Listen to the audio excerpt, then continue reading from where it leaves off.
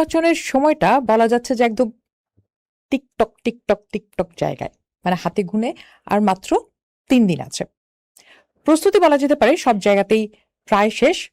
প্রার্থীরা শেষ সময়ের প্রচার চালাচ্ছেন বলা যেতে পারে, যেহেতু মাত্র 72 ঘন্টা সময় আছে। আর যারা পর্যবেক্ষক রয়েছেন তারাও তাদের নজরদারিটা ধারালো করছেন। সেই সাথে গণমাধ্যম চারদিক থেকে বোঝার চেষ্টা করছে নির্বাচন নিয়ে কোনো শঙ্কা আছে কিনা, পরিবেশ ঠিক আছে কিনা, বহুদিনের যে অপেক্ষা নির্বাচনের জন্য সেটা ঠিকঠাক মতো হচ্ছে কিনা। যেহেতু গণমাধ্যম এবং পর্যবেক্ষক এই দুটি বিষয় আনলাম, সেই জায়গাতেই আলাপটা শুরু করতে চাই, কারণ আজ আমাদের সাথে আলোচনায় যুক্ত হচ্ছেন ডক্টর জাহিদুর রহমান, শিক্ষক এবং রাজনৈতিক বিশ্লেষক। তিনি দেখছেন নির্বাচনের সবকিছু ঠিকঠাক আছে কিনা, যে টিকটক টিকটক শুরু হয়েছে সেই ঘড়ির কাঁটা ঠিকঠাক চলছে কিনা। জাহিদুর রহমান, স্বাগত জানাচ্ছি আপনাকে। যেহেতু শেষ সময় একেবারেই, কেমন দেখছেন শেষ সময়ের নির্বাচনের প্রস্তুতি? মাত্র 72 ঘন্টা সময় হাতে আছে। মাঝে আর 72 ঘন্টা আমি সোফার যা দেখছি খারাপ না। মানে আমার এক্সপেকটেশন বাংলাদেশের মতো দেশের স্ট্যান্ডার্ডে যা যা হওয়ার কথা, এটা খুব জরুরি। একটা হলো আমাদের স্ট্যান্ডার্ড, আর একটা হচ্ছে পোস্ট 5 অগাস্ট স্ট্যান্ডার্ড। মানে গণঅভ্যুত্থান পরবর্তী দেশগুলোতে কতগুলো মানে ডিফল্ট কেওস থাকে, যেখানে দীর্ঘদিন স্বৈরাচারী ব্যবস্থা থাকে, সেখানে কতগুলো ডিফল্ট কেওস থাকে, আমরা মিডল ইস্টের দেশগুলোতে দেখেছি। সেই সব কিছু যদি বিবেচনায় নেই, আমি যে ঠিকঠাক, মানে সব ঠিক নেই কিন্তু ঠিকঠাক আছে, দ্যাট মিনস কিছু প্রবলেমের পরও আমি মনে করি আমরা on the very right track. আচ্ছা, সেক্ষেত্রে আমরা যদি একটু তুলনা করি, 73-এর নির্বাচন, 90-এর পরবর্তী নির্বাচন, 24 পরবর্তী নির্বাচন, এই 3টি নির্বাচনকে যদি আমরা সেই পর্যবেক্ষণে আনি, আপনার কাছে কি মনে হয় কাকে গিয়ে রাখবেন? নিশ্চিতভাবে আমাদের 90s-এর 91, 96 বা 2001 এই 3টা নির্বাচন, 8 নিয়ে যথেষ্ট প্রশ্ন আছে, 3টা নির্বাচন তুলনামূলকভাবে মাছ বেটার ছিল। 73-এর নির্বাচনের প্রসঙ্গে যখন আনলেন, একটা কথা বলে ফেলা ভালো। মানে আমরা বাংলাদেশ ডিরেইলড হতে শুরু করছে জাস্ট ইমিডিয়েটলি আফটার লিবারেশন। মানে যে দলটা বাংলাদেশের স্বাধীনতার যুদ্ধের নেতৃত্ব দিয়েছে, মানুষকে নানানভাবে এটার জন্য প্রস্তুত করেছে, গণতান্ত্রিক বাংলাদেশের জন্য, সেই দেশটাই 73 সালের নির্বাচনে, আমি আমার একটা এক্সপেরিয়েন্স শেয়ার করি। জাসদ তখন মূল প্রতিদ্বন্দ্বী। আমি জাসদের টপ লিডারদেরকে জিজ্ঞেস করেছিলাম যে আপনারা আসলে কয়টা সিট পেতে পারতেন। তারা বলেছিলেন সর্বোচ্চ 15টা সিটে তারা জিততে পারেন, আর কিছু ইন্ডিপেন্ডেন্ট ক্যান্ডিডেট জেতার সম্ভাবনা ছিল। সাকুল্যে 20 বা 25 জন জিততে পারত, কিন্তু সেই নির্বাচনটাও সুষ্ঠু হতে দেওয়া হয়নি। আমাদের মুশতাক বা তাহিরউদ্দিন ঠাকুরকে কিভাবে জেতানো হয়েছে আমাদের নিশ্চয়ই মনে আছে। তো সেই নির্বাচনটা মাত্রাগত দিক থেকে অনেক ওয়াইড স্প্রেড করাপশন বা ইঞ্জিনিয়ারিং যদি বলি না হলেও, এটা অত্যন্ত খারাপ ছিল, কারণ একেবারেই আনচ্যালেঞ্জড একটা দল। আওয়ামী লীগের আশপাশেও কোনো চ্যালেঞ্জ ছিল না, কিন্তু কিছু হারবো এই প্রবণতা রাখা হয়নি। সেই কারণে আমি এই নির্বাচনটা যতটুকু কারচুপি হয়েছে সেটার চাইতে অনেক বেশি খারাপ ভাবে দেখি। মানে ধরুন আপনি নেক টু নেক ফাইট হচ্ছে, আপনি পারবেন কি পারবেন না পরিস্থিতিতে আপনি এই ধরনের পথে গেলেন, কিন্তু না, আপনার কিছু মানুষকে জেতানোর জন্য বা ওদেরকে কিছুই রাখা যাবে না, আপনি এইগুলো করেছেন। এমনকি ডাকসু নির্বাচন 73 সালের ব্যালট বাক্স ছিনতাই করেছে শেখ কামালের নেতৃত্বে, এটা উইটনেসরা আছেন, কথা বলেন এখনো। তো সেটা খুবই খারাপ হিসাবেই আমি রাখতে চাই, ওটাকে একেবারে কোনো নির্বাচনের জায়গায় রাখতে চাই না। এগুলো হাসিনার সময় যে নির্বাচন হয়েছে, আমি যদি এভাবে বলি, হাসিনার সময় যেহেতু একটা সমান পর্যায়ের একটা দল ছিল বিএনপি, সো 73-এ যদি তার এরকম চ্যালেঞ্জ করার মতো দল থাকতো, ধরুন জাসদ ওই জায়গায় চলে গেছে, হু নোজ, শেখ মুজিবুর রহমান নিজেই রাতে সিল মারতেন। জাসদ যে কোনো চ্যালেঞ্জই না, তার সময় আপনি কি হেলিকপ্টারে ব্যালট বাক্স এনে টেনে, আপনি লোকালি বলা হয়েছে অলি আহাদ জিতেছে, কিন্তু আপনি এখান থেকে ঘোষণা করে দিচ্ছেন তাহিরউদ্দিন ঠাকুর জিতেছে। তাহলে এই যে 73-এর পরে আমাদের যে গণতন্ত্রের পথে হাঁটা বা একটা দেশকে গণতান্ত্রিক রাষ্ট্র হিসেবে তৈরি করার জন্য যে চেষ্টা, এবং তার জন্য তো নির্বাচন, রাজনৈতিক দল, এই দুটো সবচেয়ে বড় বিষয়। সেক্ষেত্রে আপনার কাছে কি মনে হয় সেই জায়গা থেকে কি আমাদের এই নষ্ট হয়ে যাওয়া রাজনীতি যেটা বলে সবাই, সেটার চর্চা শুরু? আমি মনে করি, যেমন ধরুন আমরা যেহেতু ইতিহাসে একটু ঢুকলামই, 73-এ যখন ওই নির্বাচনে জাসদকে জাস্ট কিছু সিট দেওয়া হলো না, জাসদ ঠিক হয় নাই, কিন্তু জাসদ এরপর গণবাহিনী তৈরি করলো, সে রীতিমতো যুদ্ধ টুদ্ধ শুরু করবে ভাবছে। এটা জাসদের ভুল সিদ্ধান্ত ছিল, কিন্তু জাসদ তো নিয়মতান্ত্রিক রাজনীতি করতে চেয়েছিল, ও নির্বাচনে গেছে, ধরলাম 15টা 20টা বা মানে মারাত্মক জোয়ার এসে 25-30টা সিট জিতে গেল, সো হোয়াট, পরের নির্বাচনে সে 50, 60, 70টা জিতবে। গণতন্ত্র মানে তো তাই। যে শেখ মুজিবুর রহমান মনে করছেন তিনি গণতন্ত্রের মানে মানুষের সামনে অন্তত ইমেজ তৈরি করেছেন, তো তার তো এটা করা দরকার ছিল। সো ওই যে ডিরেইলড হওয়া শুরু হলো, গণবাহিনী তৈরি হলো, তারা ফাইট করতে শুরু করলো, শেখ মুজিবুর রহমান আর কিছু কন্ট্রোল করে উঠতে পারলেন না, তারপর তিনি বাকশালের দিকে হাঁটা দিলেন। এই যে বাংলাদেশ ডিরেইলড হলো, মানে আমরা শেখ হাসিনার সময় 75 পরবর্তী সময়ে খুব শুনি, না বাংলাদেশ 72 পরবর্তী সময়ে নষ্ট হতে শুরু করেছে। আমরা যেটা বলি যে, বা আপনার ভাষায় যদি একমাত্র সুষ্ঠু পরিবেশে নির্বাচন হওয়া, তারপরে কেন আমরা আবার ডিরেইলড হলাম? কার হাত ধরে ডিরেইলড হলাম? কারণ এরপরে তো আমরা দুইটি বড় রাজনৈতিক দলকেই নির্বাচন করতে দেখলাম, হারতে দেখলাম, জিততে দেখলাম। আমি মনে করি যে আমাদের একটা সেটেলমেন্ট হয়েছিল মোটামুটি, বিশেষ করে তত্ত্বাবধায়ক সরকার প্রথম দিকে কিছু প্রবলেম ছিল, তারপর তত্ত্বাবধায়ক সরকার হয়ে যখন গেল তারপর একটা মোটামুটি সেটেলমেন্ট ছিল যে আমরা নির্বাচন করব, এবং মোটা দাগে যেটা দেখা যায়, যেটা হলে ভালো হয়, সেটা হচ্ছে এক এক দল এক টার্ম করে ক্ষমতায় থাকবে, বাংলাদেশের ইনকামবেন্টরা যেতে না। সো আপনি যদি ওই ধরনের সরকার চান তাহলে আপনি পরের বার হয়তো নির্বাচিত হবেন না। কিন্তু ওই যে প্রবণতা তৈরি হওয়ার হলো টু সাম এক্সটেন্ট যে আমাদের ক্ষমতায় থেকে যেতে হবে। একটা কথা কি, এটা নিয়ে এখন প্রচুর আলোচনা হচ্ছে, কোনো রাষ্ট্রের রাজনৈতিক দলগুলো যদি ডিসাইড না করে, তাদের মধ্যে যদি একটা পলিটিক্যাল সেটেলমেন্ট বা সমাজে একটা সোশ্যাল সেটেলমেন্ট যদি না থাকে, কোনোদিনও হবে না। সুতরাং আমাদের রাজনৈতিক যে দল পাল্টাপাল্টি করে এই নির্বাচন করছিল, প্রধান ক্ষেত্রে ফাইট করছিল, তাদের মধ্যে সেটেলমেন্টটা একটা পর্যায়ে ভেঙে পড়ে, এবং শেষ পর্যন্ত আমরা যদি দেখি যেটা আওয়ামী লীগের হাত দিয়ে ফাইনালাইজড হলো, যে তারা এবার ক্রমাগত ক্ষমতায় থেকে যেতে চাইলো। এটা ইভেন 2008 সালের নির্বাচন নিয়ে আমরা খানিকটা সমালোচনা করতেই পারি, কারণ এটা নিয়ে আসলে নতুন করে তদন্ত হওয়া দরকার। কিছুদিন আগে মওদুদ আহমেদের আমি একটা বইতে কিছু স্ট্যাটিস্টিক্স দেখলাম, সেটা খুবই ইন্টারেস্টিং, যে ওখানে মিনিটে একটা করে ভোট দেওয়া হয়েছে এবং অসংখ্য কেন্দ্র আছে, যে পরিমাণ ভোটের কাস্টিং দেখানো হয়েছে ওখানেও 90%, 95%, 100%, 18 সালের মতো না হলেও 95% অনেক ছিল। সো এটাও ভালো নির্বাচন না, বাট স্টিল মোটামুটি একটা নির্বাচনের মাধ্যমে এসছে। কিন্তু তখনই 11 সালে গিয়ে আওয়ামী লীগ যখন তত্ত্বাবধায়ক সরকার বাতিল করে দিল, তখন আমরা বুঝতে পারলাম যে আওয়ামী লীগ আসলে ক্ষমতায় থেকে যেতে চায়। তো এই প্রবণতা যদি কোনো দলের থাকে, এইটা যেদিন থেকে শুরু হবে সেদিন থেকে আসলে এই সেটেলমেন্টটা থাকবে না। মানে প্রধান প্রতিদ্বন্দ্বী রাজনৈতিক দলগুলোর মধ্যে এই সেটেলমেন্ট থাকতেই হবে। আমি আবারও বলছি, এটা এই সেটেলমেন্ট যদি থাকতেই হয়, তাহলে এখন যে নির্বাচন হতে যাচ্ছে সেখানে আমার সবচেয়ে বড় রাজনৈতিক দলটি, মানে অন্যতম দুটি রাজনৈতিক দলের একটি অনুপস্থিত, সেই অবস্থায় নির্বাচন হতে যাচ্ছে। আপনার কাছে কি মনে হয়, আমরা ঠিক কতখানি আগালাম বা কতখানি পিছালাম? আওয়ামী লীগ নির্বাচনে নেই, এটা নিয়ে আমি খুব বড় সমস্যা দেখি না। সমস্যাটা হচ্ছে পদ্ধতিটাতে। মানে এখন আওয়ামী লীগকে, এটাও আরেকটা থিওরিটিক্যাল ডিবেট, মানে আওয়ামী লীগের প্রচুর জনসমর্থন যদি থাকে, প্রচুর না হলে যথেষ্ট, অনেকেই বলছেন প্রায় 1 কোটির মতো ভোটার আছে আওয়ামী লীগের। মানে 20% আমি মনে করি, তাতে আমার হিসাবে এটা আরো বেশি। 30% 20% সহ ধরি আমরা। না, হবে না, ফ্লোটিং এবার হবে না। তার হার্ডকোর ভোটার আমার মনে হয় এখনো 20% এর কাছাকাছি আছে। যদি 20%ও হয়, আমাদের 12.5 কোটি ভোটার যদি হয়, 2.5 কোটি ভোটার তাদের এখনো, হিউজ নাম্বার। কিন্তু আবার পাল্টা কথা হচ্ছে, প্রচুর সমর্থন আছে, এটা কারো নির্বাচনে পার্টিসিপেট করার আবার যোগ্যতা কি, প্রশ্ন আছে। ধরুন বাংলাদেশে একটা রাজনৈতিক দল ঘোষণা করলো যে আমরা যদি আমি একটা রাজনৈতিক দল তৈরি করছি, আমি জনগণের কাছে ক্যাম্পেইন করলাম যে আমি একটা দল করি, আপনারা আমাকে ভোট দেন, আমার এমপিদেরকে যদি 2/3 মেজরিটি দেন, আমি বাংলাদেশকে একটা রাজতন্ত্র বানাবো, আপনাদের আমি কিন্তু আগে ঘোষণা করেছি, ভোট পেলাম, তারপর এটাকে রাজতন্ত্র বানালাম। প্রশ্ন হচ্ছে, বাংলাদেশের সংবিধান বা নির্বাচন কমিশন কি আমাকে পার্টিসিপেট করতে দেবে? উত্তর হচ্ছে না। আওয়ামী লীগের সমর্থন 20% আছে। আমি প্রায় উদাহরণ দিচ্ছি সেটা হলো জার্মানিতে এফডি বলে একটা দল আছে, যাদের 20% এবার তারা ভোট পেয়েছে। আগের নির্বাচনে ছিল 10, এবার 20। মানে এটা এত জনপ্রিয় হচ্ছে, 5 বছরে ডাবল হয়ে গেছে তার সমর্থন। কিন্তু এফডি হয়তো থাকবে না, তার বিরুদ্ধে কিন্তু ট্রায়াল চলছে যে সে ফ্যাসিস্ট কিনা।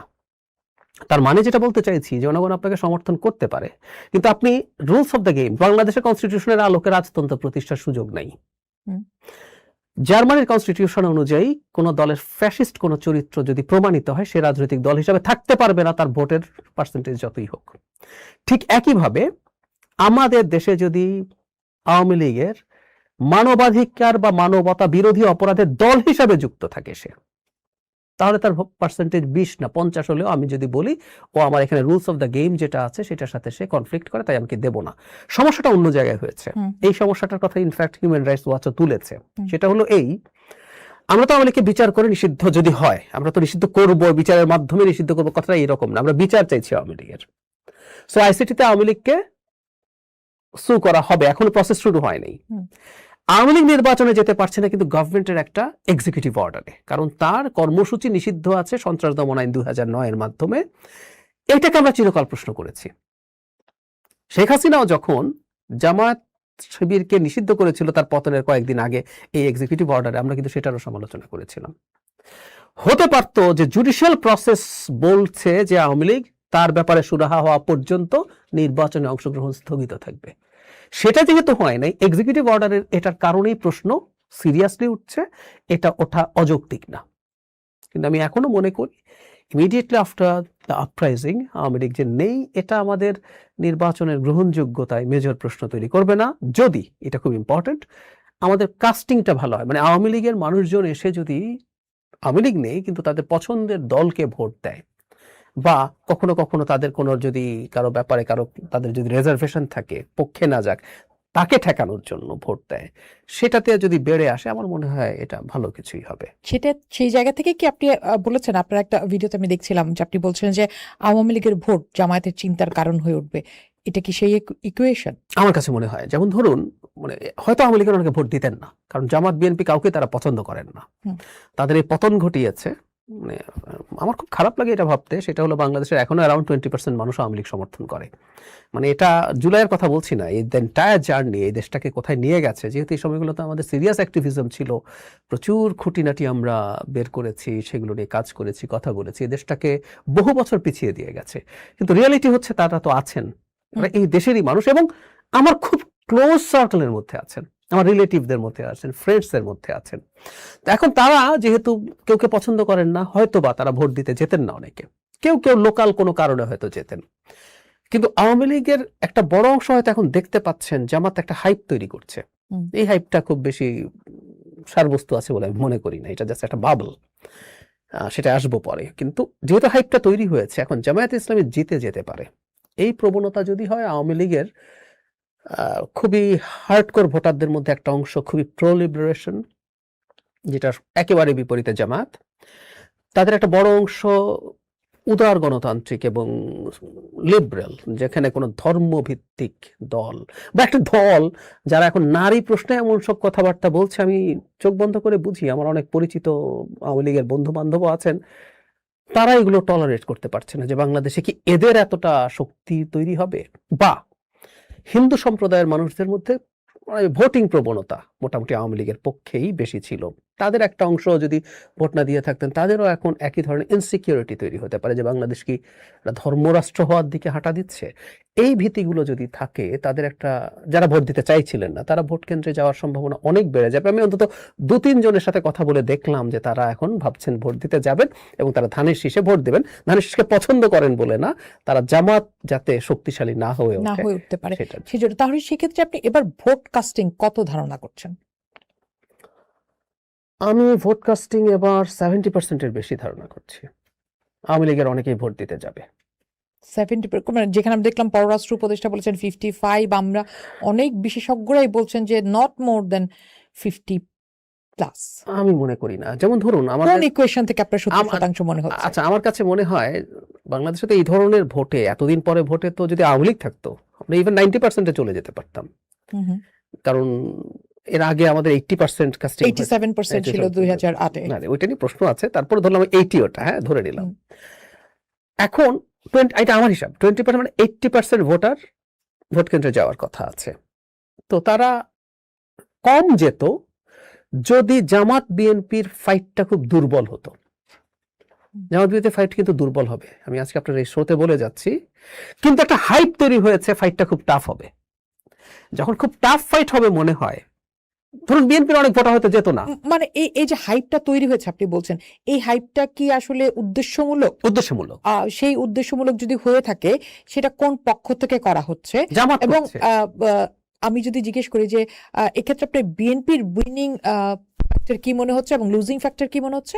জামাতের উইনিং ফ্যাক্টর এবং লুজিং ফ্যাক্টর কি মনে হচ্ছে? যেহেতু এমন হতো যে না জামাত একেবারে বাজে কম্পিট করবে, তখন বিএনপিরই বহু মানুষ ভোট দিতে যেত না, দলের লোক। হুম। আমরা তো জিতেই যাচ্ছি, কিন্তু যেহেতু হাইপটা তৈরি হয়েছে, বিএনপি এখন ভোট দিতে যাবে, বিএনপি ক্যান্ডিডেটরাও চেষ্টা করবেন ভোটারদেরকে সেন্টারে নিয়ে যাওয়ার জন্য। এই কারণে ওই 80% মধ্যে একটা বড় অংশ কাস্টেড হবে। আমি যে বললাম শেষ পর্যন্ত আওয়ামী লীগ তার লোকাল বেশ কিছু কারণ আছে, সেগুলো মানে আকাশে বাতাসে থাকে। তিনি ক্যান্ডিডেট, তার একজন কর্মী আত্মীয় স্বজন আছে আওয়ামী লীগের, সে ধরেছে না তোমাকে এর পক্ষে, সেটা না, জামাত হোক বিএনপি এখানে হোক। আওয়ামী লীগের নেতৃত্ব, সেন্ট্রাল নেতৃত্ব বলছে যে তোমরা ভোট দিতে যাবে না, no vote, no vote, no vote.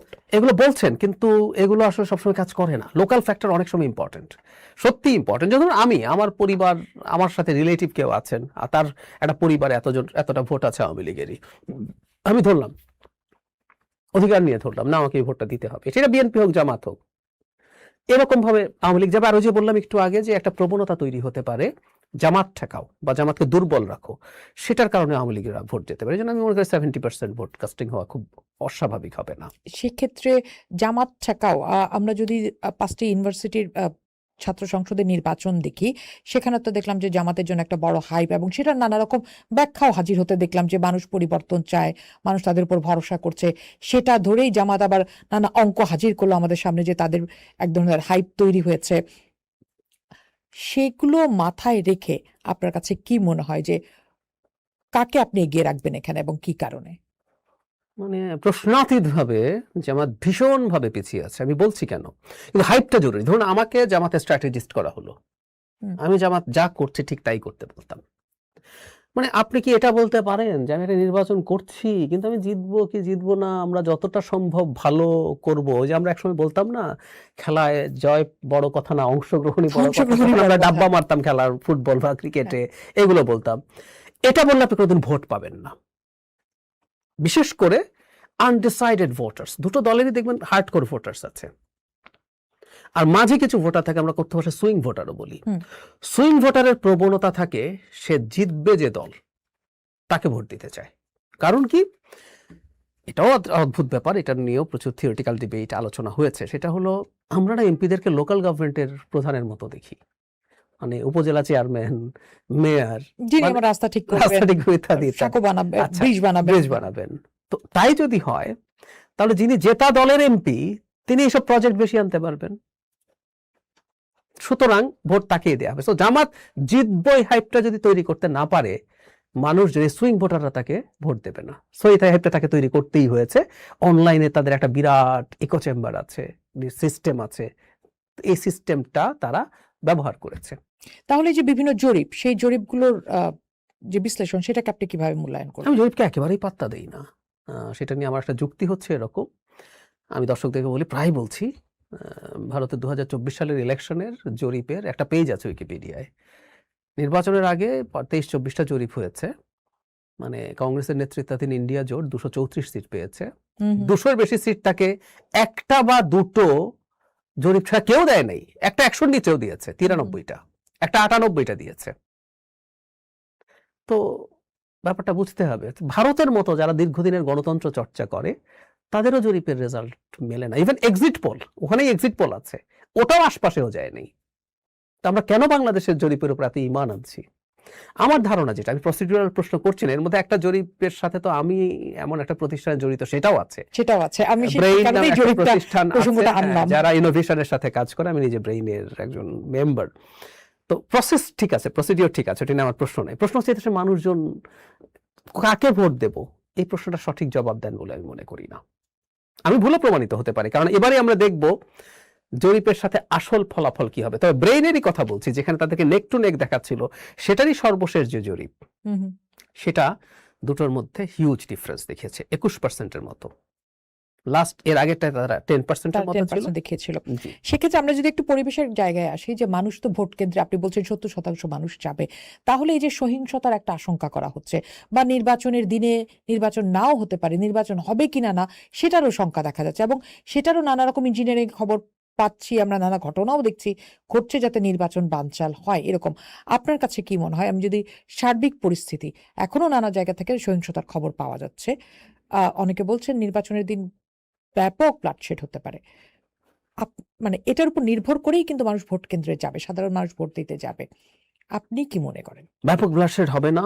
নির্বাচন একটা দিনের জন্য আনসার্টেন ছিল, আমি মনে করিনি। আজকে থেকে 6 মাস 8 মাস আগে I do have the records. অনেকে ইভেন এখনো কেউ কেউ সিগনিফিক্যান্ট মানুষ কেউ কেউ বলার চেষ্টা করছেন। অবশ্য আমি যদি বলতাম এখানে নির্বাচন আর খুব আশঙ্কা আছে, আপনারা কেটে একটা ক্লিপ যদি দিয়ে দিতেন, দেখতেন এটা প্রচুর মানুষ দেখতো। মানুষ আনসার্টেনিটি দেখতে পছন্দ করে। পছন্দ করে, হ্যাঁ। কিন্তু না, এক ফোঁটাও আনসার্টেনিটি নাই, ব্লাড শেডও তেমন কিছু হবে না। সোফার যা হয়েছে, আমি দুঃখিত এভাবে বলার জন্য, আমরা চাই না একটা প্রাণও চলে যাক, একজন মানুষও আহত হোক, কিন্তু আমাদের একটু রিয়ালিস্ট যদি হই, আমাদের এই অঞ্চলের নির্বাচন যেরকম হয়, এত বছর ভারতের নির্বাচন হয়, ওদের কোনোদিন কোনো সামরিক শাসন টাসন আসে নাই, তারপরও এখনো প্রচুর ব্লাডশেড তাদের নির্বাচনগুলোতে হয়। সো বাংলাদেশেরও যে স্ট্যান্ডার্ড ছিল, আমি ভারত সরিয়ে রাখি, সেই স্ট্যান্ডার্ডে তো অনেক কম হচ্ছে আমি মনে করি। নির্বাচনের দিনও প্রচুর ব্লাডশেড হবে না, হবে না। It's not because of the government, it's because of the political parties. আমি মনে করি রাজনৈতিক দলগুলো এবার যথেষ্ট সহনশীল এবং সংযমী। সেক্ষেত্রে আমরা কি আইনশৃঙ্খলা রক্ষাকারী বাহিনীর উপস্থিতিকে একটু মানে হিসাবে নিতে পারি? কারণ অনেকেই বলছিলেন যে আইনশৃঙ্খলা রক্ষাকারী বাহিনী আসলে আজকে থেকে 2 মাস আগে যে আচরণ করছিল, এখন আসলে তার চেয়ে অনেক স্ট্রং অবস্থানে। একই সাথে যদি আমরা বলি যে বিভিন্ন জায়গায় সেনা মোতায়েনের যে কথা নির্বাচনের সময় যে থাকবে, তারাও আসলে তাদের একটা পজিশনে যাচ্ছেন। আপনি কি মনে করেন যে সেটার উপর মানুষ ভরসা রাখতে পারে? মানে নির্বাচন কমিশন আইন শৃঙ্খলা পরিস্থিতি ঠিক রাখার জন্য উপযুক্ত পদক্ষেপ নিয়েছে? আমি মনে করি না। আমি মনে করি না তারা যথেষ্ট এফিশিয়েন্ট এটা করতে পারবেন। কিন্তু আমি আবারও বলছি, ব্লাডশেড কম হবে দুটো কারণে। এটা যদি বিএনপি আওয়ামী লীগ হতো ভিন্ন কথা ছিল। এখন জামাত ব্লাডশেড করার মতো, অনেক বেশি শক্তিশালী, মারামারি করার মতো শক্তিশালী অবস্থান কয়টা জায়গায় আছে? মানে কেউ কেউ অনেক কিছু মনে করছেন জামাত সরকার গঠন করে ফেলতে পারবে, আমি মনে করি না।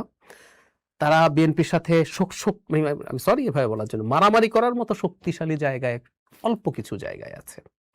তাহলে আপনার ঝুঁকি হয় কয়েকটা জায়গায়, সমানে সমানে না হলে আসলে মারা হয়, মারামারি হয় না। মারামারির জন্য কাছাকাছি শক্তি লাগে। এই মুহূর্তে জামাতের একটা হাইপ উঠেছে। আমরা আবার দেখছি অনলাইনে অনলাইনে হাইপ উঠেছে, মানুষের মধ্যে এটা প্রচারও বাড়ছে। Online. অনেকেই যেমন জিজ্ঞেস করছেন যে আচ্ছা জামাত কিন্তু কেমন হতে পারে? দুর্ভাগ্যজনকভাবে ওই যে ফান করে না যে বটের তো ভোটাধিকার নেই। না, বটের ভোটাধিকার নেই, এবং এর চেয়েও ভয়ঙ্কর ফান আছে যে বয়ের তো নেই। So, সেটা তো সম্ভব না। কিন্তু বলা হচ্ছে যে একেবারেই নিম্ন আয়ের মানুষদেরকে তারা আসলে ভোটার হিসেবে টানার চেষ্টা করছেন। সেই চেষ্টাটা আছে। আমার প্রশ্নটা অন্য জায়গায়। প্রশ্ন হচ্ছে যে যখন একটি দল একটি গণতান্ত্রিক রাষ্ট্র তৈরি করতে চায়, নিজেকে গণতান্ত্রিক রাজনৈতিক দল হিসেবে প্রমাণ করতে চায়, তার আচরণ কি যথেষ্ট গণতান্ত্রিক বলে আপনি মনে করেন? তার গঠনতন্ত্রের সাথে কি গণতন্ত্র শব্দটি যায়? একেবারেই না। আমি জামাতের গঠনতন্ত্র নিয়ে যথেষ্ট ঘাটাঘাটি করেছি, লিখেছি এটা নিয়ে, বলেছি এটা নিয়ে। জামাতের গঠনতন্ত্র দিয়ে বাংলাদেশের তার রাজনীতি করার অধিকার আছে বলেই আমি মনে করি না। Full stop. কিভাবে তারা নিবন্ধন পেয়েছে আমি আসলে জানি না। এই নিবন্ধন বাতিলের অ্যাপ্লাই করলে, ভালো মতো এটাকে ডিফেন্ড করা গেলে তাদের নিবন্ধনই থাকার কথা। আপনি জামাতের যদি কনস্টিটিউশন দেখেন, এটা জাস্ট এটা ধর্মীয় সংগঠনের কনস্টিটিউশন বলে আপনার কাছে মনে হবে।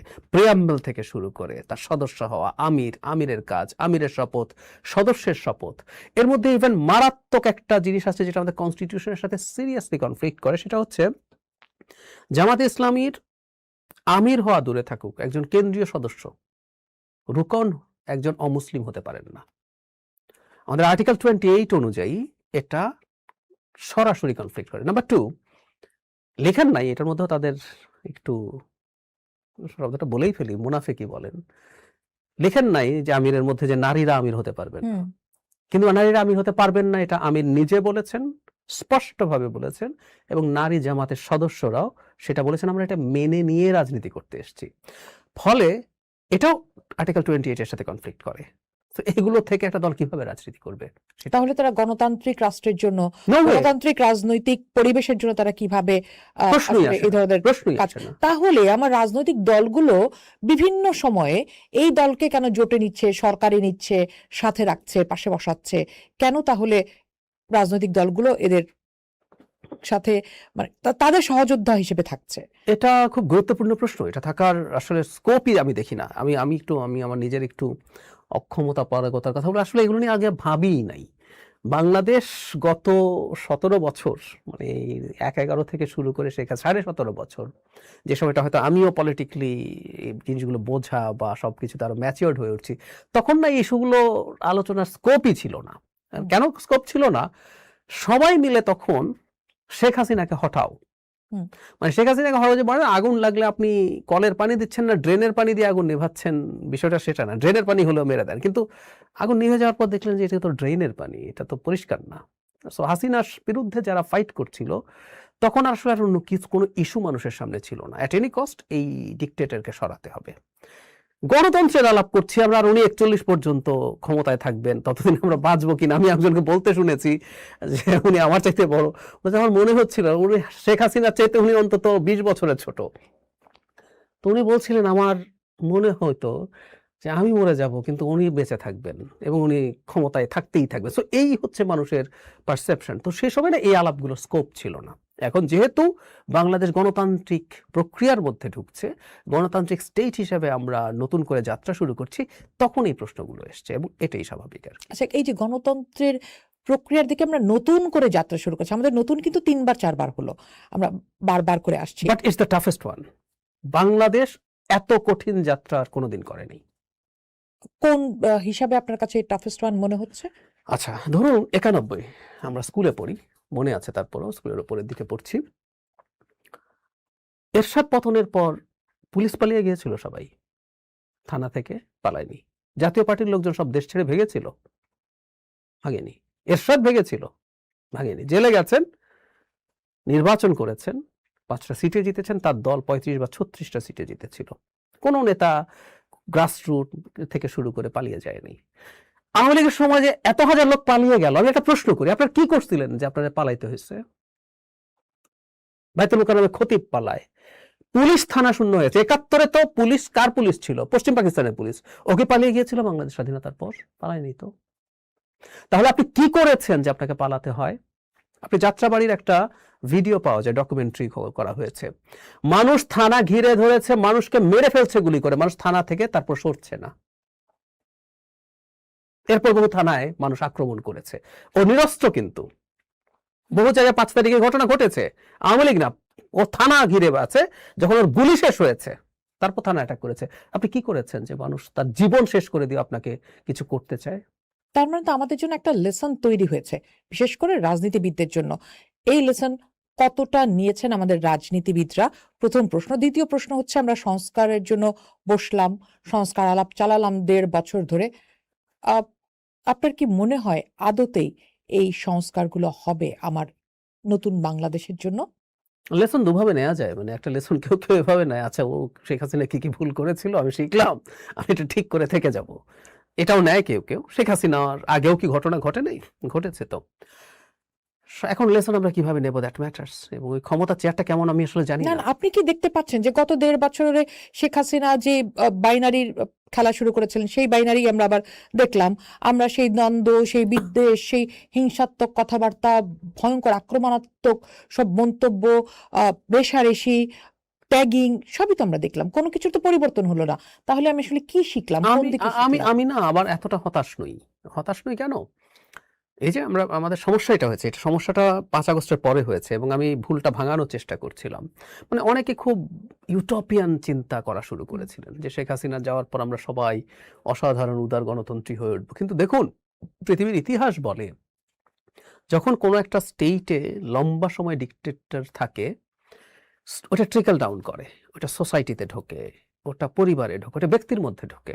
সো আমরা শেখ হাসিনাকে পতন করাতে চাই, পতন হয়েও যায়, কিন্তু আমাদের সবার বিরুদ্ধে সাম পার্সেন্টেজ অফ শেখ হাসিনা ঢুকে পড়ে, এটা আমরা টের পাই না। এটাই হয়। দেখুন রাজনৈতিক দলগুলো ডেমোক্রেটিকলি কিভাবে এনগেজ করতে হয়, এটা কি চর্চা ছিল গত 17 বছর? শেখ হাসিনা শক্তির ভাষায় কথা বলেছেন, রাজনৈতিক দলগুলো পাল্টা শক্তি প্রয়োগ করে তাকে ফেলে দেওয়ার চেষ্টা করেছে। ডেমোক্রেটিক এনগেজমেন্টের তো চর্চা ছিল না। সো আমার কাজ যদি হয় মারা, পাল্টা মার দেয়া, এখন শেখ হাসিনা নাই, আমরা পরস্পরের বিরুদ্ধে একই কাজই করছি। এটা ভালো কথা তা বলছি না, কিন্তু এটা খুব আনএক্সপেক্টেড তাও না। আমি বরং মনে করি ফ্র্যাঙ্কলি স্পিকিং, গণঅভ্যুত্থান পরবর্তী সময়ে মিডল ইস্টের দেশগুলোতে যা হয়েছে, দলগুলো যেভাবে তাদের বিরুদ্ধে অনেক বেশি টাফ হয়ে গেছে, আমরা তুলনায় কমই হয়েছি, এটা ফ্যাক্ট। কিন্তু এটা আমি আপনার সাথে শতভাগ একমত, বাংলাদেশে ফ্যাসিবাদী প্রবণতা দেখা যাচ্ছে। এই যে আপনি ট্যাগের কথা বলছেন, আপনি আমার কথা পছন্দ না হলে তুমি নাস্তিক, তুমি কাফের, তোমার জানাজা করতে হবে না। মানে জামাতের একজন এমপি ক্যান্ডিডেট আমির হামজা, নাম বলছি যেহেতু আমি পাবলিকলি কথা বলি, আমি জামাতে ইসলামী আমি করতাম না বলেছি, যে এটা শুধু মুক্তিযুদ্ধের ইস্যু না, কোনো আইডেন্টিটি পলিটিক্স আমি সমর্থন করি না, এটা রেফার করে তিনি আমাকে কাফের এবং আমার জানাজা টানাজা হতে পারবে না টাইপের কথা বলছে। এগুলো কিন্তু ফ্যাসিবাদ। সো এই প্রবণতা ভেরি মাচ আছে, অনলাইনে তো ছিলই, কিন্তু মেইন স্ট্রিমে একজন এমপি ইলেকশন করছেন যিনি সোকল্ড আইন প্রণেতা হবেন, তিনি এভাবে কথা বলছেন। সো এই প্রবণতা আছে। আমি মনে করি একটা ডেমোক্রেটিক ট্রানজিশন হওয়া এবং সেটা যদি ক্রমাগত চলতে থাকে আমরা এগুলো কমব্যাট করতে পারবো। আচ্ছা, আমরা এটা কমব্যাট করতে পারবো, খুব ভালো কথা। কিন্তু এখন যদি আমরা ধরে নিই, আপনার দুটো তিনটি হিসাব থেকে যদি আমি ধরে নিই যে জামাত আসলে খুব কম ভোট পাবে, জামাত না, ভোট ভালো পাবে, সিট কম পাবে। সিট কম পাবে, আচ্ছা ভোট ভালো পাবে, তাহলে আমি ধরে নিচ্ছি তাহলে এখানে বিএনপি অনেকখানি এগিয়ে থাকবে। বিএনপি যদি অনেক এগিয়ে সরকার গঠন করে তাহলে সে একটি শক্তিশালী রাজনৈতিক দল হিসেবে সরকার গঠন করলো। আমি কি আবারও একটা দুর্বল বিরোধী দল পেতে যাচ্ছি, এবং যখন একটি দুর্বল বিরোধী দল পাবো, আমার গণতান্ত্রিক রাষ্ট্র তৈরির জন্য যে শক্তিশালী সংসদ দরকার, বিরোধী দলের উপস্থিতি দরকার শক্তভাবে, সেটা তো তাহলে থাকছে না। তাহলে আবার তো সেই ফেসিবাদী আচরণ ফিরে আসার মানে সমূহ সম্ভাবনা আছে। সম্ভাবনা আছে, সমূহ সম্ভাবনা আছে বলে আমি মনে করি না। কেন মনে করি না সেই জায়গায় আসছে, তার আগে একটা উল্টো আমরা আপনি খুব গুরুত্বপূর্ণ একটা প্রশ্ন তৈরি করেছেন, প্রশ্ন জিজ্ঞেস করেছেন, কিন্তু আমি আবার উল্টো একটা কথা বলছি। এইবারের মানে সরকারটাকে অন্তত খুবই শক্তিশালী সরকার হওয়া উচিত। কেন জানেন? মানে অন্তত 2/3 মেজরিটি তার থাকবে। আমাদের আমলাতন্ত্র, প্রশাসন, মানে পুলিশ, এগুলো শেখ হাসিনার সময় অকল্পনীয় রকম পাওয়ারফুল হয়ে উঠেছিল। যেহেতু খেয়াল করবেন, আপনার মনে থাকবে, আপনার পরিচয় থাকতে পারে বা আপনি কারো কাছে শুনবেন, পুলিশ বলছে শেখ হাসিনাকে তো আমরা ক্ষমতায় রেখেছি, আমলারা বলছেন, আমার পরিচিত আমার সামনে বলেছেন। শেখ হাসিনা যেহেতু ভোটে নির্বাচিত হননি, তিনি রাতে চুরি করেছেন, so returning officer, assistant returning officer এগুলো তদারক করেছেন, পুলিশরা এগুলো করেছেন, পুলিশকে দিয়ে ওকে মারো তাকে পেটাও, আদালতকে দিয়ে এটা করেছেন। ছিল ব্যুরোক্রেটদের নির্বাচন। একদম।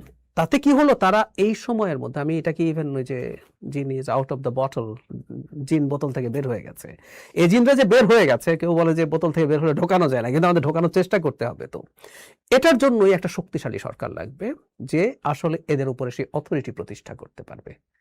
ব্যুরোক্রেসি লাগবে, কিন্তু তার একটা পেরিমিটার আছে, ওর সীমানা ছেড়ে ও অনেক দূরে চলে গেছে, এতই দূরে যে এখন একজন ইউএনওকে বা ম্যাজিস্ট্রেটকে আপা ভাই বললে পেটানোর ইতিহাস আছে, ধরে পিটিয়ে দিয়েছে, তুমি আমাকে আপা বলেছো কেন, ভাই বলেছো কেন। সো এই জায়গায় তারা পৌঁছে গেছেন, সে কারণে খুবই শক্তিশালী সরকার লাগবে। 2/3 মেজরিটি ইজ মাস্ট, ওটা পাবেও তারা। কিন্তু আপনি যেটা বলেন এই ঝুঁকি আছে, পার্লামেন্টে এই ঝুঁকি আছে। তবে এবার পার্লামেন্টকে না আমি একটু অন্যভাবে দেখতে চাই। পার্লামেন্ট খালি ওখানে কি হচ্ছে তা না, এখন কিন্তু আমাদের মিডিয়ার যুগ। পার্লামেন্টে যে কারো একটা বক্তব্য যদি ভালো হয়, বিরোধীর কথা বলছি, যৌক্তিক হয়, দেখবেন এটা মুহূর্তে স্প্রেড করবে মেইন স্ট্রিম এবং সোশ্যাল মিডিয়াতে। এগুলো সরকারের উপরে মারাত্মক চাপ তৈরি করবে। আগে এটা যে পরিমাণ চাপ তৈরি করতো, একটা স্পিচই আপনি দেখবেন অনেক বেশি চাপ তৈরি করে ফেলছে। সো এই ব্যাপার আছে। আর আমি একটা জিনিস মনে করি, এটা আসলে বিএনপিকে করতে হবে, বিএনপি করতে হবে বলেই ফেলছে, বিএনপি সরকারে আসছে, তো তাদেরকে যেটা করতে হবে সেটা হচ্ছে তাকেও গণতন্ত্রকে ঠিকঠাক হয়ে উঠতে দিতে হবে এবং তার ভবিষ্যৎ ঠিক রাখার জন্য যে জায়গাগুলো আসলে চেকস অ্যান্ড ব্যালেন্স নিশ্চিত করে, শুধু পার্লামেন্ট তো না, আরো অনেক কিছু আছে। মিডিয়াকে সে পুরোপুরি ফ্রি করে দিতে হবে, সিভিল সোসাইটিকে গ্রো করতে দিতে হবে তার মতো করে, এটাকে পার্টিজান বানানোর দরকার নেই, সোসাইটিকে আনতে হবে। মানে এখানে একটু অন্য আলাপে একটু ঢুকি। শেখ হাসিনার সমাজের একটা বিরাট ক্ষতি হয়ে গেছে, সেটা হলো সমাজ বলে একটা বস্তু আছে। মানে সমাজটা এইরকম যে এটা বহু বছরের এক ধরনের চর্চায় সমাজে কতগুলো সমাজের একটা শক্তি তৈরি হয়। আপনার ছোটবেলায় বা আমার ছোটবেলায় আমার মনে করতে পারবো যে সমাজে একজন ইমামের একটা প্রভাব থাকে, ভূমিকা ছিল। আমাদের পাড়া দেখা যেত যে একজন গুরুজন থাকতেন, সেই মিটিং গুলিতে তারাই সিদ্ধান্ত দিতেন। তারা কনফ্লিক্ট করছে, একজন মুরব্বী বসে ঠিক করে দিচ্ছেন। স্কুলের হেডমাস্টারের একটা রেসপেক্ট আছে, কলেজের শিক্ষক বা একজন সরকারি চাকরিজীবী বা একটা মনে যে পরিবার ট্রেডিশনাল একেবারে, তাকে এই জিনিসটা দেখবেন এখন আর নাই, জাস্ট পলিটিক্স এসে সমাজটাকে খেয়ে ফেলছে। সো আমি মনে করি মানে ভবিষ্যতে আমাদের উচিত হবে সমাজটাকে, এটা নিয়ে একটা বিখ্যাত বই আছে দ্য থার্ড পিলার, রঘুরাম রাজনের, ওই বইতে উনি খুব সুন্দরভাবে দেখিয়েছেন ওটা ওদের সোসাইটির কথা। আমাদের অবস্থা আরো খারাপ, যে একদিকে স্টেট আছে, একদিকে মার্কেট আছে, এরা মানুষকে খেয়ে ফেলতে চলে আসে। সো থার্ড পিলার বলছেন আসলে সোসাইটি, যেহেতু সে তার একটা ডেটারেন্স তৈরি করবে। আপনি রাজনীতিকে দেখছেন, আপনি বিএনপিকে দেখছেন, জামাতকে দেখছেন বা অন্যান্য রাজনৈতিক দলগুলোকে দেখছেন, সেখান থেকে কি আপনি মনে করেন যে বিএনপি আসলে সেদিকে হাঁটতে পারে? বিএনপি আসলে সে হাঁটবে? কারণ আমার সেই পুরনো রাজনীতিবিদরাই রয়ে গেছেন এখনো তাদের মধ্যে সেই চর্চাই রয়ে গেছে যেটা আসলে তারা গত 30 বছর করে তো এসছেন। খুবই খুবই গুরুত্বপূর্ণ প্রশ্ন। আপনি সমূহ সম্ভাবনার, আমি সমূহটা সরিয়েছি। সম্ভাবনা আছে, সমূহ কেন সরিয়েছি জানেন? বিএনপি আসলে কতটুকু দল হিসাবে পাল্টেছে আমার প্রশ্ন আছে, কিন্তু এই দলটা যিনি লিড করছেন এখন, তার চিন্তা নিয়ে আমি কনভিন্সড। উনি এটা চান, আমি আসলেই কনভিন্সড। আমি দীর্ঘদিন থেকে তার বক্তব্য খেয়াল করছি, তিনি যখন দেশে ছিলেন না, দেশে আসার পর উনি কি বলছেন, কি করছেন, তার বডি ল্যাঙ্গুয়েজ খেয়াল করছি। সো তার সদিচ্ছা নিয়ে আমি পুরোপুরি কনভিন্সড। এ কারণে আমি সমূহটা সরিয়ে রাখি, কারণ একটা টপ যখন চান, তার সদিচ্ছা তৃণমূল পর্যন্ত যাবে, আমি যায়। এই জন্যই কিন্তু সম্ভাবনা কথাটা আমি বাদ দেই নেই। হ্যাঁ, সমূহ বাদ দিয়েছি কারণ একজন টপ আছেন যিনি এটা ধারণ করেন, উনি এটা চান, এটা একটা বড় ব্যাপার। সম্ভাবনা তারপর বাদ দেই নেই, কারণ হচ্ছে দলটাকে তো তার সাথে রেজোনেট করতে হবে। আমি আপনার সাথে একমত, দলটা কতটুকু রেজোনেট করবে এটা নিয়ে আমার নিজেরও কনফিউশন আছে। তবে তিনি যদি চান আমরা অন্তত এগোতে শুরু করব। একটা সোসাইটিতে কিন্তু এটা খুব ইম্পর্টেন্ট। আমি এটা একটু এক্সপেরিয়েন্স শেয়ার করি। পুলিশ সপ্তাহে গত বছর উদ্বোধনী অনুষ্ঠানে আই ওয়াজ ইনভাইটেড একজন বক্তা হিসেবে। তখন আমার বক্তব্যের একটা জায়গা এরকম ছিল, কালচারাল পরিবর্তন। ধরুন পুলিশ কি করবে, সে তো একটা তার ব্রেইনে একটা চিন্তা আছে। গত 15 বছর পুলিশ মানে হচ্ছে আপনি জাস্ট চোখ বন্ধ করে বিরোধী দলকে পেটাবেন, এটা হচ্ছে পুলিশ। সো যে পুলিশ 15 বছর এটার মধ্য দিয়ে গেছে, আজকে ধরুন কেউ চাইছে তুমি ঠিক হয়ে যাও, কিন্তু তার ইনস্টিংক্ট পাল্টে গেছে, বা সে অসীম ক্ষমতাধর হয়ে হয়ে গেছে এবং ইনস্টিংক্ট আপনাকে পেটাতে। আপনার আগে মনে হতো এতটুকু টলারেট করব, তারপর আমি বল প্রয়োগ করতে শুরু করব, আগে এতটুকু করব, তারপর অতটুকু করব, কিন্তু মাঝখানে আপনি কথাবার্তা বলছেন না, গুলি করে দিচ্ছেন। সো আপনার ওই কোন সরকার বা কেউ বললো যে তুমি এটা করো না, কিন্তু আপনার ইনস্টিংক্ট কি, আপনার এখন আর কথা সহ্য হয় না, বিকজ আপনার একটা কালচারাল ট্রান্সফরমেশন হয়ে গেছে। সো আমাদের সোসাইটির, পলিটিক্যাল পার্টির সবার একটা কালচারাল ট্রান্সফরমেশন হয়ে গেছে। কালচার কিন্তু রাতারাতি পাল্টে ফেলা যায় না। আমি যদি ধরে নেই যে আমার প্রধান বিরোধী দল হতে যাচ্ছে জামাত, সেক্ষেত্রে জামাতের ট্রান্সফর্ম কিভাবে হবে, কি হবে, কত দূর হবে? কারণ তার তো একটা বড় ভোটার অংশ আছে। আমি যদি ধরেও নেই যে 10%, 5% ফ্লোটিং ভোটার আসলে তার কাছে যাবে, কিন্তু যাবে তো। সেই আসলে কিভাবে এই সোসাইটি তৈরি করবে, এই রাষ্ট্র তৈরি করবে? বা আমি যদি বিএনপিকে ধরে নিই সে ক্ষমতায় গিয়েছে, বিএনপির সাথে সে তাল মিলিয়ে হাঁটবে, কারণ রাষ্ট্র তো আর সে বিএনপি একা তৈরি করবে না, গণতান্ত্রিক রাষ্ট্র বিরোধী দলকেও করতে হবে। আপনি কি মনে করেন যে এই দলটির ট্রান্সফর্ম সম্ভব?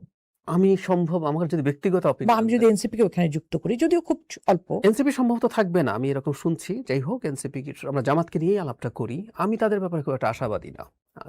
তবে যদি তারা এক ধরনের চেষ্টা বাহ্যিকভাবে দেখানোর চেষ্টা করছে, তারা একটা টলারেন্ট সোসাইটি চায়, তারা একটা ইনক্লুসিভ সোসাইটি চায়, তারা দেখবেন এখন ইসলামকে একরকম সরিয়ে কথা বলছেন। ইসলামকে সরিয়ে কথা বললে আমি কি করে বলি যে ধর্ষণ সম্পর্কে যে মন্তব্য জি, আমিরের, আপনার কি এই লাইনের পরেও মনে হয় যে উনাদের পক্ষে ট্রান্সফরমেশন সম্ভব? সেটা না, নারীকে তারা প্রধান হতে দেবেন না। কারণ কি? কারণ নারী ব্রেস্ট ফিড করে, প্রেগনেন্ট হয়। উনি একদম অকপটে মানে বলছেন, ভয়ঙ্কর তাই না? সত্য তো এসব শব্দ। কথাবার্তা বলছেন। তো আমি এজন্য বলছি সম্ভব না, কিন্তু তারা মাঝে মাঝে কিছু কিছু জায়গায় এই ধরনের একটা অ্যাটিটিউড আনার চেষ্টা করছেন, এই যে বেশিরভাগ ভোটারকে তাদের দিকে আনার জন্য। আমি আসলে মনে করি না তাদের এই কারণে ভবিষ্যৎ খুব বেশি হবে না। আবার বিপদ কোথায় হবে? তারা যদি এই জায়গা থেকে সরে পুরোপুরি একটা সেন্টার রাইট ধরনের দল হতে যান, তাদের এত বছর যে তারা এক ধরনের ইসলামী শাসন কায়েম করার জন্য বলবেন যে ভোটার বেস তৈরি করেছে, সেটা আবার তারা হারাবেন। তাহলে তো একটা ভ্যাকুয়াম তৈরি হবে জনাব জি। সাইদুর রহমান। সেই ভ্যাকুয়ামটা আসলে কারা কাজে লাগাবে, কিভাবে কাজে লাগাবে? এবং একই সাথে জানতে চাই আম, আওয়ামী লীগের সেখানে আসার কোনো সুযোগ আছে কিনা, আসতে দেওয়া উচিত কিনা? আহ, আমি খুব চেয়েছিলাম এনসিপি যখন তৈরি হয়, আমি একটা কলাম লিখেছি এটা নিয়ে, যে বিএনপির একটা বিরোধী দল লাগবে। হুম। যারা বিএনপি করেন তাদেরও চাওয়া উচিত, BNP must be on challenge. Challenge ছাড়া ডেমোক্রেসি কাজ করে না, নষ্ট হয়ে যায়, দল ধ্বংস হবেই, সে অটোক্র্যাট হয়ে উঠবে। তো অপশন হচ্ছে জামাত আর আওয়ামী লীগ। আমি চাইছিলাম যে এনসিপি যদি খুব দ্রুত তৈরি হতে পারে ভালো, কিন্তু আমি এনসিপির আসলে আর তেমন কোনো সম্ভাবনা দেখি না যে শর্ট বা মিড টার্মে তারা কিছু করবে। তাহলে অপশন হচ্ছে আওয়ামী লীগ। জামাতকে মানুষ তার অপশন হিসাবে নেবে আমার মনে হয় না। এখন আওয়ামী লীগকে ছাড় দেওয়া উচিত কিনা এটা একটা মানে গুরুতর প্রশ্ন। কারণ হলো আমরা যদি কোর্টে যাই তাহলে প্রাথমিকভাবে কথাটা হচ্ছে আমরা কিন্তু একটা বিচার মানছি। হুম। মানে কোর্ট ডিসাইড করবে আওয়ামী লীগ দল হিসাবে থাকবে কি থাকবে না। যদি সে মানবতা বিরোধী অপরাধে দল হিসাবে ইনভলভ থাকে তাহলে তার নিবন্ধন বাতিল ফরএভার হয়ে যেতে পারে। সেটা একটা অপশন। আমি যখন কোর্টের সিদ্ধান্ত মানি তখন আমি তাকে এমনি ছেড়ে দিতে পারি। আরেকটা হতে পারে সরকার বা আমরা সমাজে এই জনমত তৈরি হলো যে না আমরা মানে মামলাটাই উইথড্র করে নেব। আওয়ামী লীগ যদি মানবতা বিরোধী অপরাধে দল হিসেবে যুক্ত থাকেও তারপর আমরা তাকে এই বিচারটা করবো না, তাকে আমরা পারমিশন দেব যদি এই অপিনিয়ন সমাজে তৈরি হয়, সেটা হতে পারে। কিন্তু আমি মনে করি আওয়ামী লীগের যে 20% ভোটের কথা বলছি সেটা আওয়ামী লীগের নামে হোক, যদি আওয়ামী লীগ পুরোপুরি নিষিদ্ধ হয়ে যায় কোনো না কোনো নামে ওটা আসবেই। যেমন আমি উদাহরণ দিই, ইটালিতে এই মুহূর্তে পাওয়ারে আছে ব্রাদার্স অব ইটালি নামে একটা দল। এটার একদম ফ্যাসিস্ট রুট আছে। সো মুসলিনের দল নিষিদ্ধ হয়ে গেছে কিন্তু পরবর্তীতে সেখান থেকে নানানভাবে ভেঙে ভেঙে ভেঙে ভেঙে ব্রাদার্স অব ইটালি এবং তারা এখন পাওয়ারে আছে। সো আওয়ামী লীগও কোনো না কোনো নামে এই 20% মানুষ, কারণ আওয়ামী লীগের যে 20% মানুষ এখন আওয়ামী লীগ ছেড়ে যায় নাই, তারা আসলে এই চিন্তার সাথে থাকবে। এই চিন্তাকে আমি আপনি যতই অপছন্দ করি না কেন, গণতন্ত্র এরকমই, তারা এটা পছন্দ করেন। সো ওই ভ্যাকিউমে আমি মনে করি হয় আওয়ামী লীগ নিজ নামে অথবা ভিন্ন নামে রিভাইভাল ইজ মাস্ট। উগ্র ডানপন্থার এক ধরনের উত্থান আমরা দেখেছি, তার প্রভাব আমরা দেখেছি। সামনের দিনের এই নতুন সমাজ তৈরির ক্ষেত্রে বা সমাজকে শক্ত ভিতের উপর দাঁড় করানোর জন্য আপনি কি মনে করেন এই উগ্র ডানপন্থার প্রভাব কি থাকবে? উগ্র ডানপন্থার উত্থান হয়েছে আমি মনে করি না। আমার কাছে মনে হয় উগ্র ডানপন্থার প্রকাশটা বেশি হয়েছে। যেমন ধরুন ফেসবুকে প্রচুর আজে বাজে গালিগালাজ মানুষ করে। আপনার কথা পছন্দ হলো না, সে আপনাকে গালিগালাজ করলো। নারীরা নানা রকম বাজে ধরনের কমেন্টের শিকার হয়। এখন আমাদের সমাজ হঠাৎ করে খারাপ হয়ে গেছে। না, কিন্তু নারীরা তো শুধু ফেসবুক না, আমি রাস্তাতে তো মানে যে আমি আজকে থেকে 2 বছর আগে যেভাবে চলাফেরা করতাম সেটা তো আমি পারছি না। আসছি, হ্যাঁ, তার মানে আমি ফেসবুকের কথা কেন বললাম, এটা আমাদের সমাজে ছিল কিন্তু কোনো একজন বহু দূরে থাকা মানুষের আপনাকে বা আমাকে গালি দেওয়ার স্কোপ ছিল না। হুম। এখন এই স্কোপটা আছে বলে এটা আমার সামনে এক্সপোজ হচ্ছে। আমি যেটা বলতে চাইছি এই যে নারীদেরকে এটা বলা যাবে, এটা 2 বছরে হঠাৎ করে তৈরি হয় নাই, এই বোধ তার মধ্যে ছিল। তার মানে কোনো একটা পরিবেশ তাকে এখন একটু সাহস যোগাচ্ছে যে আমি এখন এটা করতে পারি। যখন একটা নারীকে তার ওড়না পরবে কিনা, ঠিক মতো পরবে কিনা এসব নিয়ে কথা হয়, সে পুলিশের ওখানে দাঁড়িয়ে ব্যাখ্যা করে অন ক্যামেরা, আবার তাকে বের করে আনা হয় ফুলের মালা দিয়ে, পরে তাকে কোরআন গিফট করা হয়, তখন এই লোকগুলো মনে করে, তার চিন্তা কিন্তু ছিলই, এটা নতুন করে খারাপ হয়েছে তা না, সে মনে করে আমি তো করতে পারি। ঠিক একই কথা উগ্র ডানপন্থার ক্ষেত্রে প্রযোজ্য। আমি আপনাকে কনফার্ম করছি একটা নির্বাচিত সরকার, এবং সেটা যদি বিএনপি হয়, জামাত হলে কিন্তু আবার এগুলোর বাড়তি মানে বাড়বাড়ন্ত হতে পারে। তারা মনে করতে পারে যে তাদের এই সরকার আসছে ক্ষমতায়, এগুলো আরো বেড়ে যাওয়ার যথেষ্ট সম্ভাবনা আছে, তারা সেফ ফিল করবে। যদি বিএনপি সরকার ক্ষমতায় আসে আপনি নিশ্চিত থাকুন এই এলিমেন্টগুলো অনেক আগে থেমে যাবে। যেমন ধরুন উগ্র ডানপন্থার একটা ম্যানিফেস্টেশন হচ্ছে মাজার ভাঙা। হুম। 150-র বেশি মাজার ভাঙা হয়েছে। ধরুন বিএনপি ক্ষমতায় আছে, একটা দুটো মাজার ভাঙা হলো কোনো রকমে, এমন স্টেপ নেওয়া হবে ফর শিওর যে 150 মাজার ভাঙবে না। তার মানে এই না যে মাজার ভাঙার মানসিকতা চলে গেছে, ওটা আছে কিন্তু ওটা সেই সাহসটা করবে না। সেই কারণে আমি মনে করি উগ্র ডানপন্থা যতটুকু দেখা গেছে এই দেশের মানুষজন উগ্র ডানপন্থাকে আসলে নেবে না। এবার একটু যেহেতু নির্বাচন দিয়ে শেষ করতে চাই, সেখানে হচ্ছে যে আপনার কথা তো আমরা বিভিন্ন সময় দেখেছি যে নির্বাচন ইঞ্জিনিয়ারিং এর একটা চেষ্টা হবে। আমরা তো আগে দেখেছি যে স্থূল কারচুপি, সূক্ষ্ম কারচুপি, নানা রকম শব্দ। এবার আপনাকে কাছে কি মনে হয় কোন কোন এলিমেন্ট গুলো ইঞ্জিনিয়ারিং এর লক্ষ্যবস্তু হয়ে উঠতে পারে? আমি খুব বেশি মানে চেষ্টা আছে, একটা হচ্ছে এক ধরনের ইঞ্জিনিয়ারিং হচ্ছে, এটা আবার অবৈধ না, এটা এক ধরনের বৈধ। যেমন ধরুন ভোটার মাইগ্রেশন, তাদের টার্গেটেড কিছু জায়গায় ভোটার মাইগ্রেট করেছেন, এটা ইললিগাল না, এটা হয়তো দেখতে ভালো লাগছে না। পোস্টাল ব্যালটের একটা সম্ভাবনা আছে। তারপরে কর্মকর্তা নিয়োগ, আমাদের একবার জামাতের এক নেতার একটা ইসলামী ব্যাংকের নির্বাচনী কর্মকর্তাদের সাথে একটা কল, তারা কিভাবে ভেতরে কিভাবে বাইরে রোল প্লে করবেন সেটার নির্দেশনা দিচ্ছিলেন, সেটা বেরিয়ে গিয়েছিল। সো এইটা আছে। কলল মোস্তফার আজকের একটা স্ট্যাটাস আমরা দেখলাম যে প্রায় 35-এর অধিক ডিসি হচ্ছেন জামাতপন্থী। আমি একটা জিনিস মনে করি, যদি ধরুন জামাতের আলাপি যেহেতু আসলো, বিএনপি যদি তার এজেন্ট এবং অন্য লোকজনকে শক্তভাবে ঠিকঠাক মতো রাখতে পারে, ডিসি দিয়ে কিছু হবে না। Gap is so high. আমি একটা উদাহরণ দিলে জিনিসটা ক্লিয়ার হবে। আওয়ামী লীগের তো 35 না 64 জন ডিসি আওয়ামী লীগের ছিল 18 সালের নির্বাচন, 500 ইউএনও সব আওয়ামী লীগের অ্যাসিস্ট্যান্ট রিটার্নিং অফিসার, পুলিশ তার, মিলিটারি তার। আমি আপনাকে একটা প্রশ্ন করি, আপনি জবাব দেন। আপনি এতক্ষণ আমাকে বললেন শেখ হাসিনা রাতে সিল মারলেন কেন? তারপরও সবকিছুর পরও ওই যে 73 সাল। তার মানে আপনি দিনের বেলা এত কিছু দিয়েও আপনি যথেষ্ট ম্যানিপুলেট করতে পারবেন না, আমি তাই বুঝি। কারণ শেখ হাসিনার কাছে ডেটা ইনফরমেশন আপনার আমার চেয়ে বেশি ছিল। দেশীয় এজেন্সি, ইন্ডিয়ান এজেন্সি সবাই ওনাকে বলেছে, ভাই তুমি দিনের বেলা কিন্তু সামলাতে পারবে না, despite having all the DCs, all the SPs. তো তাহলে এখানে এদের এইখানে কয়টা, ওখানে কয়টা, এটা দিয়ে খুব মেজর কিছু করে ফেলতে পারবে মনে হয় না। কিছু কিছু কারচুপি হবে, কিন্তু গ্যাপ আমি আবারও বলছি সো কিন্তু হাই। এবার আপনার কথাতেই আমরা দেখছিলাম যে যারা নিকাব পরে আসলে যাবেন ভোট কেন্দ্রে, তারা একটা বড় রিস্ক ফ্যাক্টর হয়ে উঠতে পারে। আমি মনে করি, এবং এটা নিয়ে খুব টাফ হওয়া দরকার আছে, এবং আমাদের এই যে রিস্কি কথা, কিন্তু সেটা কি ক্ল্যাশ তৈরি করবে কিনা, কারণ এটা তো সেনসিটিভ, সবাই বলছেন। এটা সেনসিটিভ, ক্ল্যাশ তৈরি করতে দেওয়া উচিত হবে না, এবং এটা নিয়ে সরকারকে খুব সিরিয়াসলি, দেখুন এখনো পর্যন্ত আমাদের সামনে বক্তব্য আসেনি, নির্বাচন কমিশনের ক্যাম্পেইন কোনো না কোনো ফর্মে আমাদের সামনে আসা উচিত। এবং শুধু সেটা না, আমি বলেছি জামাতের দায়িত্ব আছে, যেহেতু গ্রামের সব নারীরাই বা অনেক বড় সংখ্যক নারী যারা বিএনপি সমর্থন করেন, আওয়ামী লীগ সমর্থন, তারাও নেকাব করেন, কিন্তু এই প্রবণতা জামাতের সমর্থকদের মধ্যেও বেশি। সো বিভিন্ন মসজিদের ইমামরা এবং জামাতের নিজের বলা উচিত যে এটা ছাড়া ভোট দেওয়া যাবে না, যারা এটা করতে প্রস্তুত নন তারা কেন্দ্রে যাবেন না। সেক্ষেত্রে সরকারের প্রশ্নদের শেষ করতে চাই, সেটি হচ্ছে যে সরকার শেষ সময় এসে কিছু চুক্তি করেছেন, চুক্তি শেষ করছেন, সম্পন্ন করছেন, সেটা আগামী সরকারের জন্য কত বড় বোঝা হয়ে দাঁড়াবে বলে আপনি মনে করেন, কত বড় বিপদ হয়ে দাঁড়াবে বলে আপনি মনে করেন? যেটা হয়েছে, যেমন ধরুন শেষ পর্যন্ত ডিপি ওয়ার্ল্ডের চুক্তিটা সম্মত হচ্ছে না, এটা নাকি আগামী এই সরকারের সময় আর হবে না, কিন্তু এটা যে পর্যায়ে চলে গেছে এটা চাপ তৈরি হবে। কারণ বাংলাদেশে যারা আছেন, বাংলাদেশের বন্দর পরিচালনা, তারা এটার বিরুদ্ধে দাঁড়াচ্ছেন।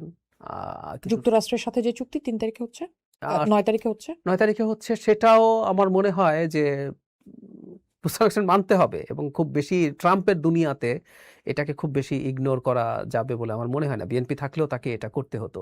আমি বরং আগামী সরকারের জন্য একটা বড় ঝুঁকি দেখছি, যে সরকারি কর্মচারীদের যে পে স্কেল, মানে আপনি দ্বিগুণের বেশি বেতন বাড়িয়ে দিয়েছেন রিপোর্টে, এটা এখনো বাস্তবায়িত হয়ে গেছে তা না, এটা একটা মেজর চ্যালেঞ্জ তৈরি করবে। কারণ সামনে যে সরকারের অর্থনীতির যে অবস্থা, আমাদের রাজস্ব আহরণের যে অবস্থা, সেখানে আপনি এই চাপে যদি পড়েন তাহলে এটা খুব টাফ পরিস্থিতি তৈরি করবে। এই জন্য বলছি, যদি 2/3 মেজরিটি নিয়ে আসে, তখন তাদের দিক থেকে আবার এত আর চাপ কোন কোন জায়গায় টাফ পরিস্থিতিতে পড়তে পারে সামনের সরকার? পড়বেই কয়েকটা জায়গায়। সেটা হচ্ছে অর্থনীতি খুব ভালোর দিকে যাবে দ্রুত, কারণ হচ্ছে অনেক দিনের ইনভেস্টমেন্ট জমে আছে।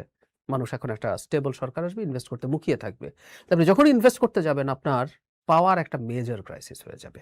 আমাদের এনার্জির অবস্থা ভালো না, বহুদিন শেখ হাসিনার সময়ও ভালো ছিল না, কিন্তু অর্থনীতি যেহেতু শেখ হাসিনার সময়ে ভালো ছিল না, পরের দিকে আপনি চাপটা ফিল করেন। প্রচুর ইনভেস্টমেন্ট মানে প্রচুর এনার্জি কনজাম্পশন, আমরা খুবই মারাত্মক পাওয়ার ক্রাইসিসে পড়বো, সেটা ম্যানেজ করা।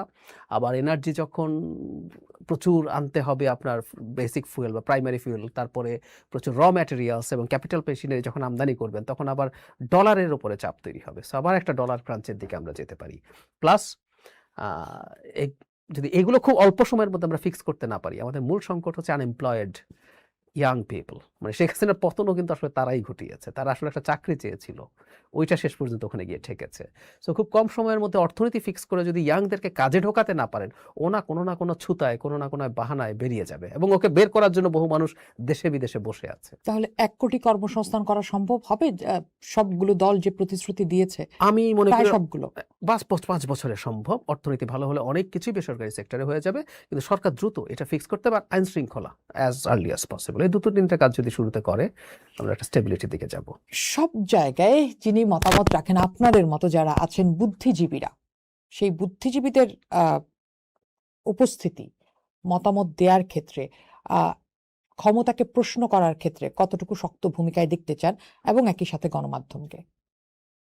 এটা সবসময় ডিপেন্ড করে সরকার কি চায়। শুনতে খুব অদ্ভুত শোনাবে, একটা সরকার যদি মনে করে ইন্ডিপেন্ডেন্ট বুদ্ধিজীবিতা থাকবে না, পাবলিক ইন্টেলেকচুয়ালস, ওই দেশে পাবলিক ইন্টেলেকচুয়ালস হবে না।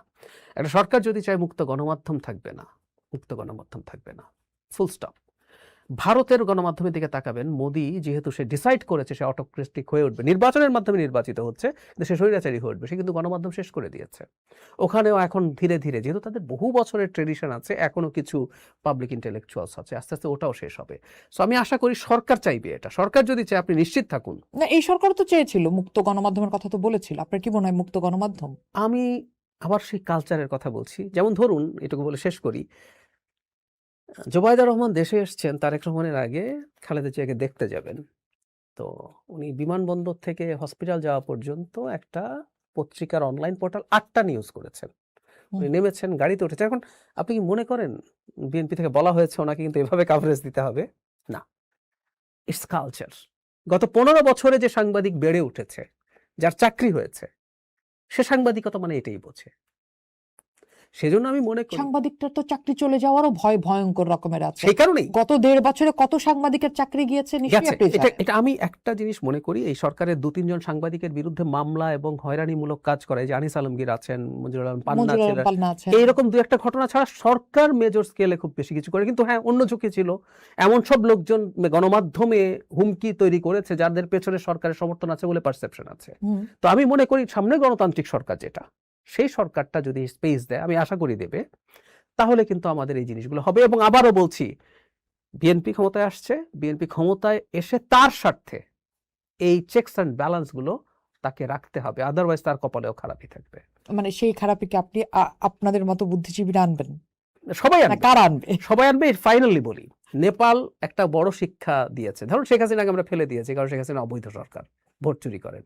নেপালের সরকার কি অবৈধ ছিল? না। ওই সরকারের বিরুদ্ধে ইয়াংদের ক্ষোভ ছিল, একটা পর্যায়ে সোশ্যাল মিডিয়া নিয়ে ঝামেলা শুরু হয়, ওরা সরকার ফেলেই দিয়েছে। তার মানে যেটা বলতে চাইছি, বৈধ সরকার হলেই যে ক্ষমতার মেয়াদ শেষ করা যাবে, নেপাল কিন্তু আমাদের এই বার্তা দেয় না। ইন্দোনেশিয়াতে প্রায় সাকসেসফুল হয় নাই। শ্রীলঙ্কাতে অবৈধ সরকার ছিল না, বৈধ সরকার। গোতাবায়া রাজাপাকসা খুবই ভালো নির্বাচন দিয়ে নির্বাচিত হয়েছে, কিন্তু ফেলে দিয়েছে তাকে। সো এই ঝুঁকি সরকারের আছে, সরকার বুঝতে হবে, বিএনপিকে বুঝতে হবে, যদি আপনার কথা বিএনপি আসে ক্ষমতায়। বুঝতে হবে। জি। অনেক ধন্যবাদ জনাব জাহিদুর রহমান সময় দেওয়ার জন্য এবং বরাবরের মতো চমৎকার আলোচনা। আপনাকে ধন্যবাদ। নিশ্চয়ই আমরা সবাই তাকিয়ে আছি সেই দারুণ নির্বাচনের দিকে। যেই ক্ষমতায় আসুক, আমরা একটা দারুণ বাংলাদেশ দেখতে চাই। নিশ্চয়ই সেই আশা রেখে আমরা শেষ করব। সেই দারুণ বাংলাদেশ তৈরি করার জন্য দায়িত্ব আপনার, আমার, আমাদের সবার। কারণ ভোট আমরা দিব, নেতা আমরা নির্বাচিত করব। তাই ভোটের দিনে কেন্দ্রে যাবেন, অবশ্যই নাগরিক হিসেবে আপনি আপনার দায়িত্বটি পালন করবেন। পোস্ট দেখুন, ভাবুন, করুন, পোস্টের সাথেই থাকুন।